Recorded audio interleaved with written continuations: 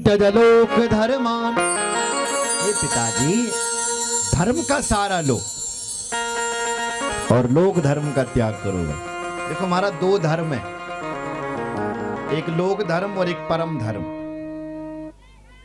लोक धर्म क्या है? संसार के व्यवहार को निभाना लोक धर्म है। जैसे जिस पत्नी से तुमने विवाह किया है उसका भरण पोषण करना आपका धर्म है, ये लोक धर्म है।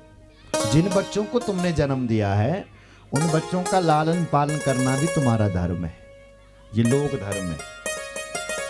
जिन माता पिता ने तुम्हें जन्म दिया है उनकी सेवा करना भी आपका धर्म है, ये हो गया लोक धर्म।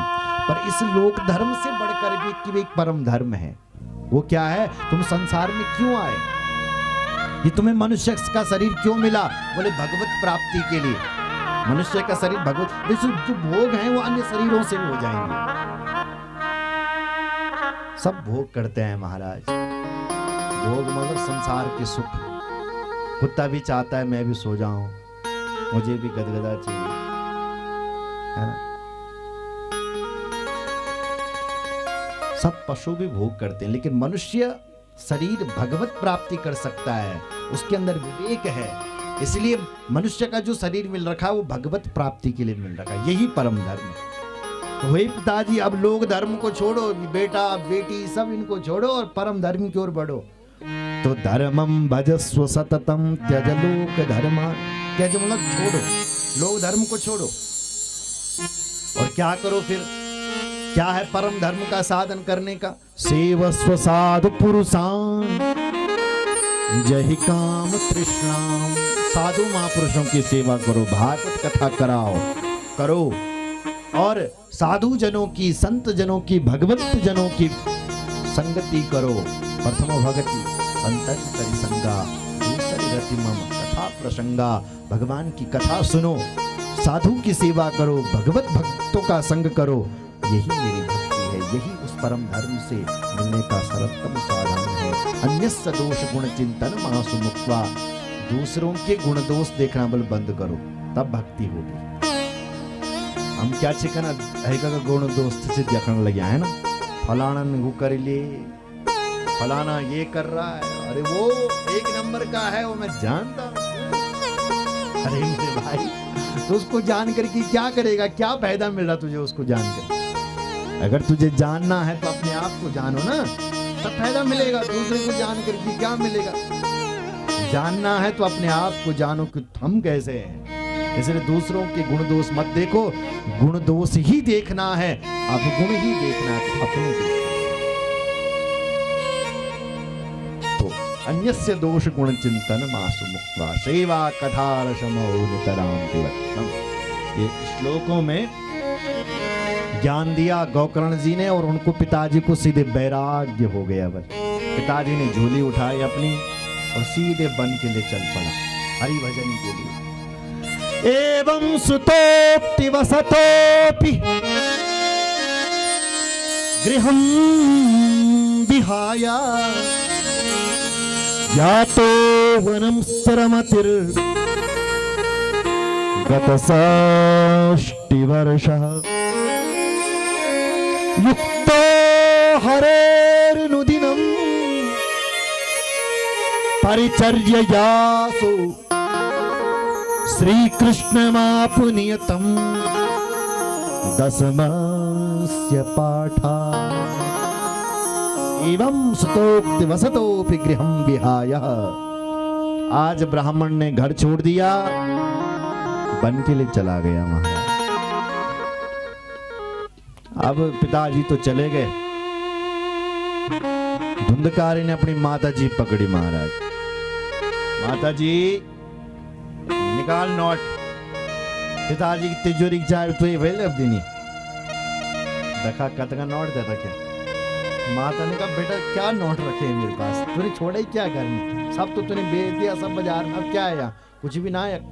तो महाराज उसकी माँ खाना बना रही थी, लकड़ियों पर जलती हुई लकड़ी निकाली। ए बूढ़ी माँ, नहीं बताएगी तो तुझे जलती हुई लकड़ी से मारूंगा। कभी तम तृष्टति ब्रूहि, जल्दी बता। उसने सोचा ये दुष्ट सचमुच मार देगा, तुरंत वहीं से कहीं निकल गई, रास्ता दिखा नहीं और कहीं कुआं में जाकर के मर गई। माता पिता चले, इतना दुष्ट आदमी पुत्र।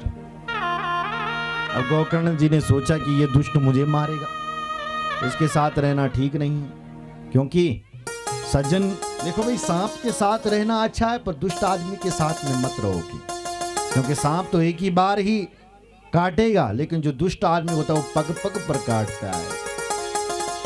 इसलिए दुष्टों की संगति नहीं करनी चाहिए। अगर दुष्ट को बल संग छूना हम करें। बोलो जय श्री राम। तो गोकर्ण जी निकल गए वहां। अब धुंधकार को मना ना लाई घर पर, तो बाजार से 5 वैश्याओं को उठा करके ले आया, खरीद करके हम अपने घर पर रख दिया। चोरी फिर करके लाता था और उन्हीं को ही देता था। और एक दिन राजा के यहाँ चोरी कर दी, खूब माल आया, और उन 5 ने सोचा देखो माल आ गया है, अब इस धुंधकारी को ठिकाने लगाते हैं। क्या करें? बोले एक काम करो, क्या इस धुंधकारी के पैर बांधो, क्योंकि फिर चोरी करने जाएगा, पकड़ा जाएगा अब, और ये तो इसकी तो धुलाई होगी, साथ में हमारी भी होगी। उससे अच्छा है पैर ही ठिकाने लगाओ इसको। धुंधकारी के हाथ पैर बांध दिए, मारने लगी। जब इसके प्राण नहीं निकले तो सप्तांगार मुहाशा गरम गरम अंगार ले आई और धुंधकारी के मुख में जाकर के ठुस ठुस करके भरे, तड़प तड़प करके मरा। इसलिए अकाल मौत मरा और महापापी बन गया, महाराज पिचास बन गया। एक गड्ढा खोदा इन्होंने, उसमें उस धुंधकारी को रखा और धन का बंटवारा करके सब चले गए। धुंधकारी आगे जाकर के पिचास बना। गोकर्ण जी को जब पता चला कि मेरे भाई माता पिता सब चले गए, तो उन्होंने गया जी में जाकर के श्राद्ध किया, तर्पण किया। गया जी भगवान की चरण है माताओं सज्जनों, एक बार गया तीर्थ आप जरूर जाना। गया भगवान की चरण है। नैमिषारण्य भगवान नारायण की नाभि है, और जो बद्रीनाथ है ना वो भगवान नारायण का मस्तिष्क है। जो इन 3 तीर्थों में चले जाता है वो संपूर्ण नारायण का दर्शन कर देता है। इसलिए इन 3 तीर्थों में अपने जीते जी एक बार जरूर जाना। तो गोकर्ण जी गया तीर्थ गए और वहां पर उन्होंने अपने पितरों के लिए श्राद्ध किया, तर्पण किया। फिर घर में आए, घर में जीर्ण शीर्ण झोपड़ी, उसी पर एक जगह पर स्थान मिला था, वहीं पर सो गए। रात्रि को क्या हुआ कि एक भीड़ का बच्चा सामने आ गया। उसको ध्यान से देखा, भैंसा बन गया।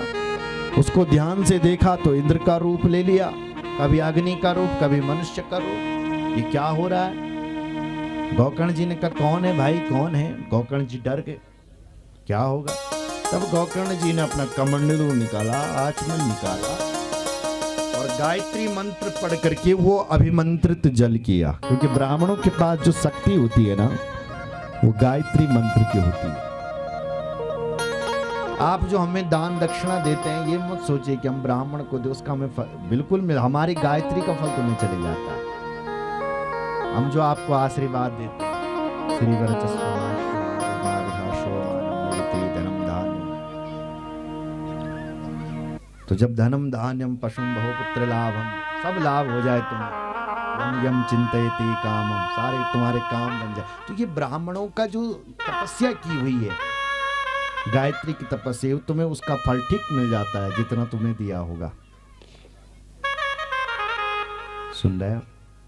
और जिस घर में ब्राह्मण चरण पड़ जाते हैं, वो घर तो अपने आप में तीर्थ हो जाता है। यदि गृहस्थ तीर्थ पादिया पादा तीर्थ विवर्जितः। जिस गृहस्थी के घर पर ब्राह्मण चरण पड़ा हो, समझ लेना अब घर तीर्थ हो गया है। और जिस घर में ब्राह्मण चरण नहीं पड़े, वो घर कैसा है? बोले व्यालालय द्रुमावेते, जैसे फलों से लदा हुआ वृक्ष तो है, पर क्या करें, बड़े बड़े सांप रहते हैं उस वृक्ष के ऊपर। अब बताओ, उस वृक्ष के नीचे कोई सो सकता है जिस पर सांप रहते हैं? उस वृक्ष के कोई फल खा सकता है? नहीं। किस मतलब का है वो? किस मतलब का है? गृहस्थी का घर जय घर मां बल के ब्राह्मणों को सम्मान न हो। घर तो वो अच्छा लगता है साहब जिस घर में ब्राह्मण की सेवा हो रही है। और भगवान कहते हैं देख भाई जजमान, भगवान का वाक्य है, हम नहीं कह रहे, भागवत में लिखा है, जजमान जी सुन लो, मैं तुम्हारे स्वाहा स्वाहा करने से उतना तृप्त नहीं होगा जितना कि ब्राह्मण के मुख से खा करके। ना हम तथा यजमान हविर्वितान शौचात घृतपुल धोतभुंग मुखे न। अरे ब्राह्मण, मैं ब्राह्मण के मुख में जब घी का परांठा जाएगा और जब वो परांठे की डकार लेंगे ब्राह्मण देवता, आहा बढ़िया भोजन बना है, तो भगवान कहते हैं उस डकार से मैं प्रसन्न, श्री हरि नारायण कहते हैं कि मैं प्रसन्न होगा। बोलो जय श्री राम।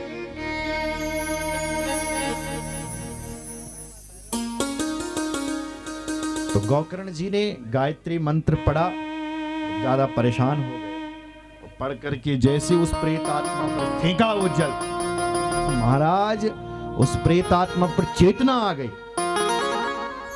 और बोल पड़ा। जब गोकर्ण जी ने पूछा कि तू कौन है, तो बोल पड़ा अहम भ्राता पदीयोस्मि धुंधकारी नामता स्वकीयेनेव दोषेण ब्रह्मत्वं नासितं मया। ए भैया गोकर्ण, अहम भ्राता पदीयोस्मि, मैं तुम्हारा ही भ्राता हूं, भाई हूं, मेरा नाम धुंधकारी है। गोकर्ण जी ने कहा धुंधकारी भैया तुम? अरे हाँ महाराज। कहा स्वकीय नेव दोषेण, मैं अपनी मूर्खता के ही कारण, अपने दोषियों के ही कारण हे महाराज प्रेत बना हुआ, ब्रह्मत्वम नाशित, ब्रह्म हत्या को प्राप्त हो गया। हे महाराज मेरा उद्धार करो। अहो बंधो कृपा सिंधो भ्रातुर्मामा सुमोचया। गोकर्णो वचनं श्रुत्वा तस्मै वाक्यमथा ब्रवीत्। गोकर्ण जी ने जब ये सुना तो कहा भाई, जब मैंने सुना था कि तू धुंधकारी तू मर गया, तो मैंने तेरी मुक्ति के लिए गया में जाकर के तर्पण किया, फिर तेरी मुक्ति क्यों नहीं हुई? कथई से मुक्ति शायद तेरी मुक्ति क्यों नहीं हुई? धुंधकारी कहता है देखो भैया गोकर्ण, अगर तुम गया में जाकर के मेरा 100 तर्पण भी करोगे ना, बल 100 श्राद्ध भी करोगे, तो भी मेरी मुक्ति नहीं होने वाली, क्योंकि मैं महान पापी। क्या करूं फिर? बोले आप बड़े भैया हो, कुछ कर सकते हो तो करो।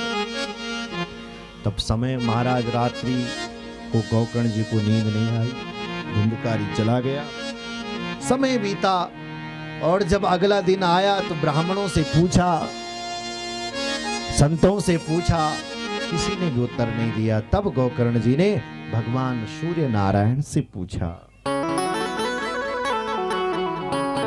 हे भगवान तुभ्यं नमो जगत साक्षिन् ब्रूहि हे मुक्ति हेतुकम्, ब्रूहि हे मुक्ति हेतुकम्, ब्रूहि हे मुक्ति हेतुकम्। हे जगत के प्रत्यक्ष नारायण भगवान सूर्य, आप बताइए ना कि मेरे भाई की मुक्ति कैसे होगी, कैसे? भगवान सूर्य नारायण अपनी गति से चल रहे थे, क्योंकि इस दुनिया को यदि नियंत्रण करने वाले हैं तो वो भगवान सूर्य हैं। जगत रूपस्य सूर्य से, हमारा जीवन भी तो हमारा सूर्य से जुड़ा हुआ है। अगर सूर्य भगवान चाहेंगे, अगर एक दिन की अपसेंट कर ले, सोच जरा, एक दिन ना आए भगवान सूर्य, अनुपस्थिति कर दे, तो इस दुनिया में हाहाकार मच जाएगा, मचेगा कि नहीं? अगर भगवान सूर्य चाहेंगे कि मैं जरा धरती देख आते हैं, थोड़ा देख दें जरा क्या क्या कर रही है मनुष्य, थोड़ा नीचे आ जाए अपनी गति से, तो हम जल जाएंगे, भस्म हो जाएंगे। अगर थोड़े ऊपर चले गए तो बर्फ जम जाएगी इस धरती के ऊपर। सोचा आपने? इसे सूर्य भगवान के पास नियंत्रण है। जो सूर्य उदय से पहले उठते हैं उनके जीवन में कभी बीमारियां नहीं आती है। बीमारियां क्यों आती हैं? जब हम सूर्य उदय के बाद उठ रहे हैं। सूर्य भगवान जगत के प्रत्यक्ष नारायण आ गए, फिर भी हम सो रहे हैं, बस तब बीमारियां नहीं आएगी तो क्या आएगी? अरे जब त्रिभुवन को उदय करने वाले भुवन भास्कर भगवान सूर्य का उदय हो रहा हो तो तब तुम अपनी छतों के ऊपर घर के बाहर आ जाओ, एक लोटा जल लेकर के। जगत के नारायण आ रहे हैं, दुनिया को प्रकाशित करने वाला देव आ रहा है। इस जगत के प्रत्यक्ष यदि भगवान है तो वो सूर्य हैं जो दिख रहे हैं कि भगवान है। दिख रहा है कि नहीं? प्रत्यक्ष भगवान दिख रहे हैं। जब वो आ रहे हो तो खड़े हो जाओ, सूर्य नमस्कार करो। कुछ नहीं है तो एक लोटा जल तो तुम दे ही सकते हो। बीमारियां तुम्हारे पास नहीं आ सकती। सुन रहे हो? भगवान से पूछा, हे सूर्य नारायण आप बताओ ना, मेरे भाई धुंधकारी की मुक्ति कैसे होगी? तब भगवान सूर्य चलते चलते कहते हैं, हे प्रिय गोकर्ण, तुम अपने भाई की मुक्ति के लिए श्रीमद् भागवत की कथा कराओ। श्रीमद् भागवतान मुक्ति सप्ताहं वाचनं कुरु इति सूर्य वचः सर्वे धर्म रूपम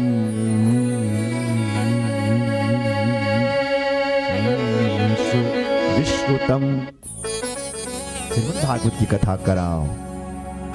यह आश्वासन देकर के सूर्य नारायण चले गए। गोकर्ण ने प्रणाम किया, घर में आए और अपने भाई की मुक्ति के लिए गोकर्ण जी ने श्रीमद् भागवत की कथा करवाई। महाराज लोगों को पता चला तो देखने वालों की भीड़ इकट्ठी हो गई। वैष्णवम ब्राह्मणम मुख्यम श्रोतारम परिकल्प्यसा।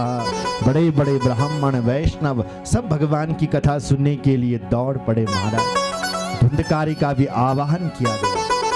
दक्षिण दिशा की ओर एक 7 गांठ वाला बांस रखा हुआ था। उस बांस में आकर के धुंधकारी आकर के बैठ गए। सुन रहे? एक दिन की कथा विराम होती है तो बांस की एक गांठ चटक जाती है। दूसरे दिन की कथा विराम होती है तो बांस की दूसरी गांठ चटक जाती है। तीसरे दिन की कथा विराम होती है तो बांस की तीसरी गांठ भी। और ऐसे ही एवं सप्तदिनश्चैवा सप्त ग्रंथि विभेदनम।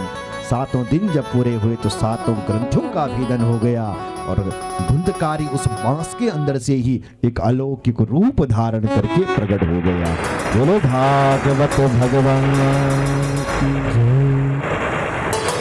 दिव्य रूप धरो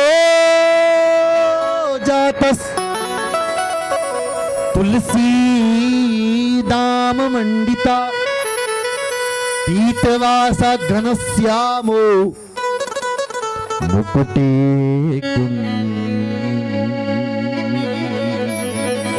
लांघितः।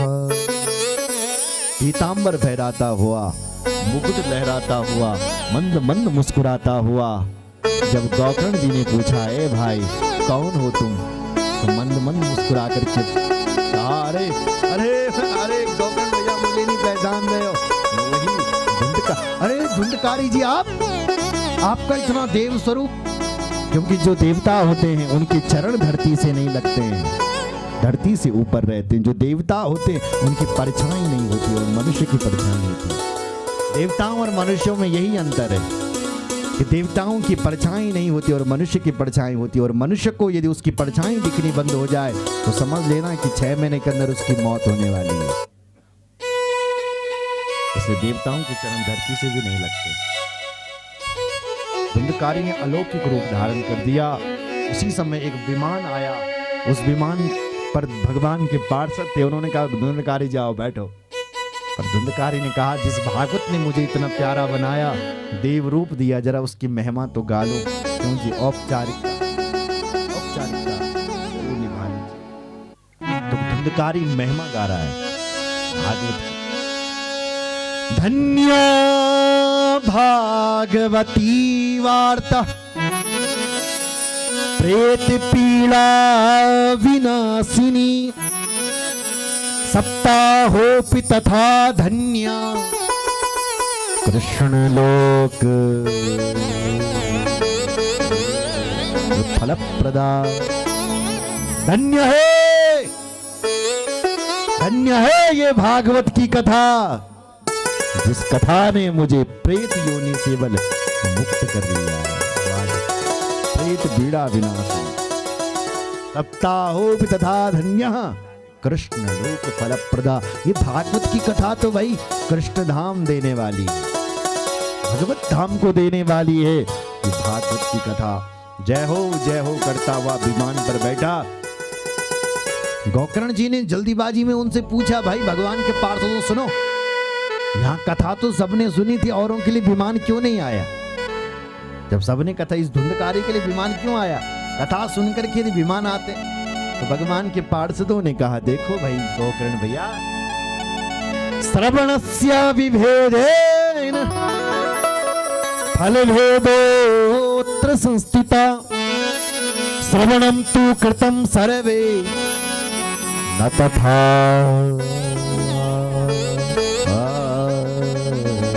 मननम कृतम। देखो भैया, कथा तो श्रवण सबने सुनी है, लेकिन श्रवण मन निध्यासन पूर्वक सावधानी से जो कथा सुनी है वो केवल गोकर्ण ने सुनी। सब लोग कथा सुनने थोड़ी नहीं आते हैं महाराज, ये सब लोग कथा सुनने थोड़ी नहीं आते हैं। गोकर्ण जी भगवान का पार्षद, कथा में तो लोग अलग अलग भाव से आते हैं। कुछ लोग कथा में व्यवहार निभाने के लिए आते हैं कि कार्ड हम दिन नण पड़ल, क्यों रावत जी अवतार जी कार्ड भेजूं, फोन भी करूं, नण पड़ल हम है ना। कुछ लोग इसलिए आते हैं। कुछ लोग देखते हैं कौन ब्याज दूं बुलाए, हम भी जाओ ना कर। कुछ लोग इसलिए आ रहे कहीं कहानी कथा दूं लगी चला इडल देखने की। कुछ लोग सोने के लिए आ रहे, अरे नींद भी बड़ी आएगी कथा में जरा। बोलो जय श्री राम। अलग अलग भाव से। तो जो व्यवहार निभाने के लिए आता है उसका व्यवहार भी निभ जाता। जो देखने के लिए आता है कि कौन तक क्या और थोड़ा देख भी लेते हैं। और जो सचमुच अपनी मुक्ति के लिए सुनता है उनकी मुक्ति भी इस कथा से सुनिश्चित होती, क्योंकि ये कल्प वृक्ष है, तुम जो मांगोगे सो तुम्हें मिलेगा। देखो भाई, बरखा जब होती है ना, बारिश, तो वो बारिश का पानी सर्वत्र गिरता है ना, जब बरखा बन, तो यदि वो बारिश का पानी यदि गंगा जी में गिरा तो क्या बन जाता?